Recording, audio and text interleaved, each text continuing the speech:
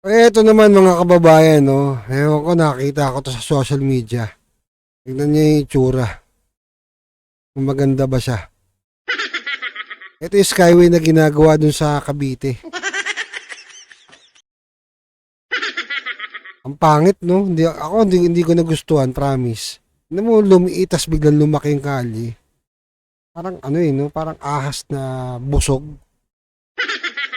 Buti hindi naging buhaya. Yun lang naman, napansin ko lang 'to 'no.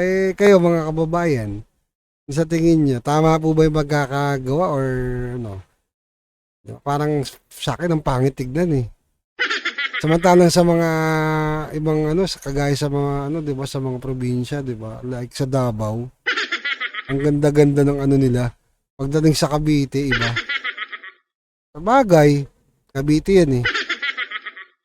Tanungin niyo na lang yung mga Remulya. No comment na tayo diyan. Basta ako naganda, ang pangit. Pangit tignan. Tapos pupunta pa diyan si Marcos Jr. Para ano, pag malaki niya yan, pangit. Promise.